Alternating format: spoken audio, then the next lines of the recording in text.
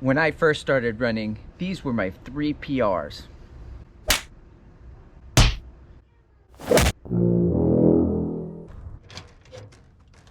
But then I got the Maffetone Method.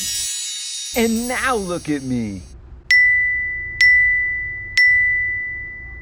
The Maffetone Method of running. Yes, even putting one foot in front of the other at a slightly faster pace than a brisk walk has a method. Everything has a method. Method acting, the Meisner method, the Heimlich maneuver, the research method, and of course, there's Method Man. Welcome to the channel. This is the part where I'm supposed to do the introduction, but I'm gonna skip it. This is also the part where I'm supposed to tell you my name is Andrew, but I'm not gonna do that either. And I'm most definitely not gonna tell you to support the running community and to high five that subscribe button down below and like it. The Maffetone Method, in summary, like Cliff Notes. If Cliff Notes are still a thing, I don't know, I'm old. Nobody tells me these things. Like TikTok, I'm too old for that.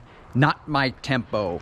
The Maffetone Method is basically low heart rate training. Low heart rate training means running at a low heart rate, as defined by Dr. Phil Maffetone's 180 formula. A formula, yes, running involves math. 180 minus your age in beats per minute is the top end of your range, all the way down to -10 for the bottom end of your range. So I started running at the age of 40, hence midlife runner. So original, I know. So my MAF range was 140 to 130 beats per minute. I was to run at this range every day, without exception, no speed work for 60 days. To most accurately measure my heart rate, I purchased a heart rate chest strap. This creates super sexy tan lines in the summer, and in the winter, you get to lather up an electrode gel.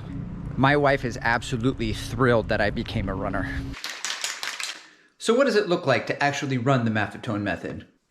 Well, there's what my mom thinks I do, there's what my friends think I do, what other runners think I do, and what I actually do. That's right, sometimes to keep my heart rate under 140 beats per minute, I had to walk. Mostly it was an awkward shuffle, but if I encountered a hill or if I was running in the heat, there was walking. The real question is why anyone would want to do this in the first place. The answer is to get faster. Now, how does that work? I mean, we just talked about going slower and walking. How does that make us faster? Check it out. Every day I run at an easy effort. Over the course of time, my pace improves at this easy effort. I'm getting faster at the slower end of my spectrum or range. So what happens then when I decide to pick up the pace and do a moderate effort? Now my moderate effort is faster than my moderate effort used to be. And when I do hard efforts, my hard efforts are now faster than what my hard efforts used to be. I will use my journey as an example. This is how it happened for me. Maffetoners measure their progress with something called a 5-mile test. It is exactly what it sounds like. You go to a track and you run 5 miles and you check your average pace. For example, my first 5-mile test was a 10:09. Every subsequent month, you do the 5-mile test and your pace at that heart rate should improve. In the first 30 days, it was some slow cooking. Progress is not linear. Some days I would be running in the 9s, other days I would be running in the 11s. Look, there's a kid on a bike. It's a whole neighborhood out here. Interesting fact, I actually created this channel to document my Maffetone journey. Instead of Midlife Runner, I almost called it Believe in the Walk. It sucked. My MAF test number 2 pace was a 9:31, or for my metric friends, a 5:54 per kilometer. Holy shit. Maffetone Method works. On the 40th day, I hit my first PR. I know there's a biblical joke in here somewhere with like fasting and getting faster, but my brain can't locate it. I don't know, I got 3 kids. I'm just gonna skip it. On the 40th day of running, MAF running, by the way, MAF running, MAF stands for maximum aerobic function. It used to be MAP, maximum aerobic pace, but it had to expand to include biking, cycling, and other things other than just running. Focus, Andrew, focus. Right. On the 40th day of MAF running, I became incredibly frustrated. I had a 10-mile run lined up. My average pace after 5 miles was at a 9:38. This was 20 days after my MAF test 2, where I was running a 9:31.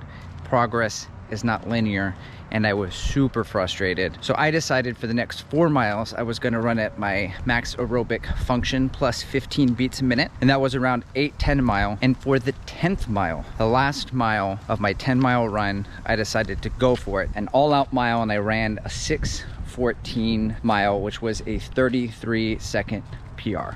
For my last MAF test, it came in at 9:10 a mile per mile, or 5:42 per kilometer for my metric friends. So overall, from when I started day 1 to day 60, there was a 59-second improvement. That weekend, I went out for a 5K, enter PR number 2. My previous 5K best was a 22:32, and my 5K PR that weekend was a 20:37. 2 weeks later, I did a half marathon time trial. Before I give you that PR, my name is Andrew. Thanks again for watching. Please support your running community. High five that subscribe button. Now let's get to it. My previous best was a 1:47:30. It went down to a 1:39:58, improving by 7.5 minutes. So in summary, my 1 mile time was a 6:47, and after 60 days of MAF, it went down to a 6:14. My 5K time was a 22:32, and it went down to a 20:37. And my half marathon time was a 1:47:30, and that went down to a 1:39:58. Now, I've continued down the Maffetone path after these first 60 days. Over the course of the next year and a half, I documented my journey on the YouTube. This, disclaimer alert, you could check out the videos on my channel, but this was when I was just dipping my toes into the YouTube pool. So it's just like a dad talking into his iPhone. It's not as sharp as what the channel is becoming now that I'm putting effort into it. Now that I have cannonballed into the YouTube pool and might be drowning. I should probably stop recording. Also, if you're interested in learning more about the Maffetone Method, I'm gonna leave a link in the description below. These are interviews between Dr. Phil Maffetone and the legendary Floris Gierman. These are the podcasts or interviews that sucked me down the rabbit hole.